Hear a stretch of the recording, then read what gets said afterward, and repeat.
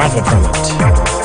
As a woman, I feel marginalized in this church, marginalized by the late Pope.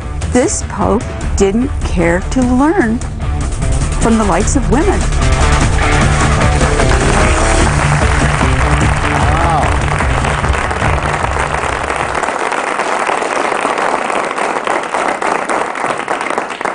The sisterhood, not digging the Pope. Anyway, our next guest is a columnist for Vanity Fair, rabble-rousing author of Love, Poverty, and War. I think in all the years I've been interviewing people, and that's maybe 20 now, the two most appreciable intellects I've ever run across are William Buckley and Christopher Hitchens, and I happen to like Hitchens' writing style a little better. Please welcome Christopher Hitchens, ladies and gentlemen.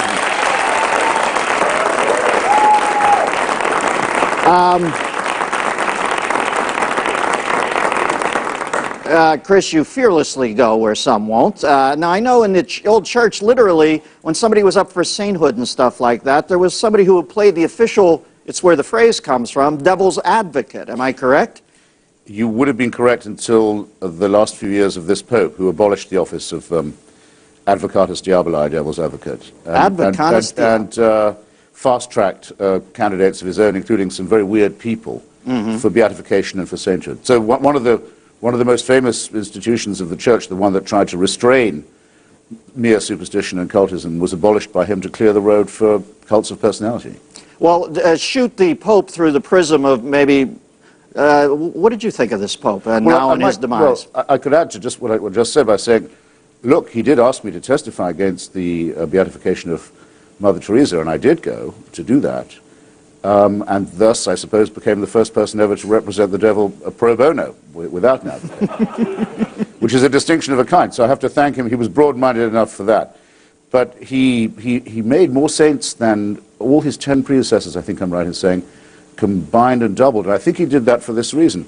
He had to apologize to the Jews for the Holocaust. He apologized to the Muslims for the Crusades. He had to apologize to Orthodox Catholic Christians, not Roman Catholic Christians, for butchering them in the Balkans and Byzantium and elsewhere. He had to do a lot of climbing down.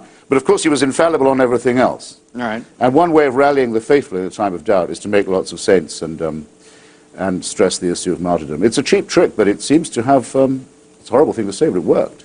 Well, let me ask you this, Chris. What is it in your growing up, Christopher, I'm sorry, I always do that, and I know you want to be called Christopher. Christopher, what is it in your growing up or background that would make you even care to act as Little John at the bridge, keeping people from canonization or sainthood? Why would you go and testify? You just felt it was improper that Mother Teresa was made a saint, right? Well, you know, she was a fraud and a fanatic and a fundamentalist, and therefore I think not, as we sometimes say, a good role model. She took money from Charles Keating of the Lincoln Savings and Loan. She justified the Duvalier dictatorship. She said that contraception was murder and that abortion was the greatest threat to world peace. She was a fanatic. Don't you have to give a pass, though, to any... Mind you, of course, you're quite right in asking me. I mean, it's none of my business who the Pope chooses to make a saint. I'm not a Catholic. But then, if I'm not a Catholic, why do I have to watch, with exceptions like you, a mass media that has for a whole week acted as if this was a Catholic country and we were all mourning our dear leader? I mean, if we're going to be treated like that, then someone has to push back and say this is not so.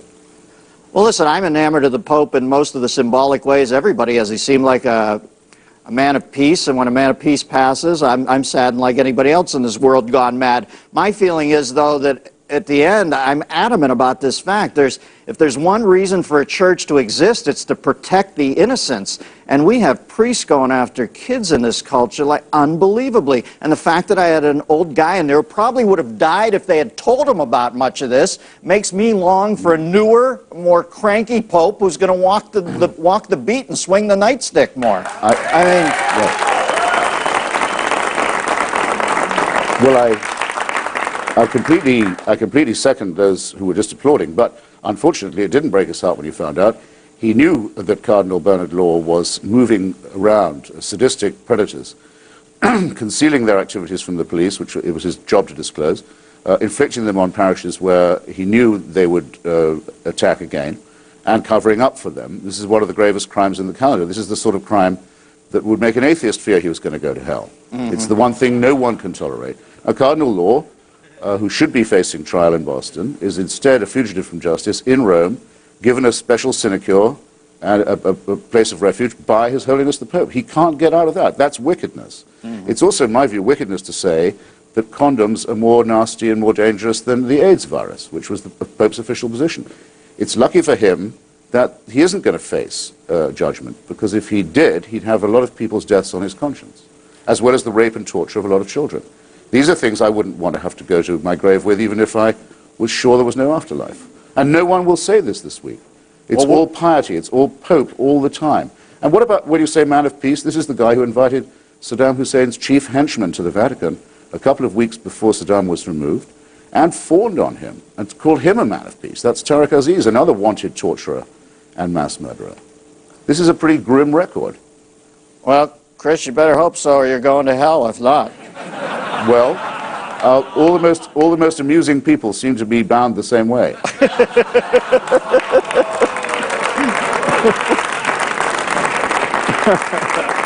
Hey, Chris, what about the prince's wedding? You excited for this? You flying over? Are you in the wedding ceremony this weekend? What wedding? No, this is sad. Can I just say one thing? Yes, sir. This is in my lapel. This is the flag of Kurdistan. You remember how people used to say, if you continue to jeer weeks, months, years back about Iraq, saying, you think we're going to have Jeffersonian democracy there? You remember that smear? Yes. Sneer? Well, today we have President Jalal Talabani, a heroic resistance fighter and leader of the Kurdish people. And, the United States has never had a Jewish or a black president to this day, for all its Jeffersonian talk. And Iraq has moved from extreme minority fascist rule to majority rule, and its first president is a member of an oppressed minority. I think that deserves a round of applause, don't you? Listen, I will not even pretend to be as wise as to think that I saw these things coming, but these are the things I hoped for when we launched this invasion, and now some of them are coming true, and I agree with you completely. I know you've been a backer, proponent of the Kurds for a long time, and yeah, this certainly tells us that the game is afoot over there. It's good to see. Christopher, good to see you, my friend. Up next, we'll find out. Cup reporter Bobby Oshek goes to Vegas.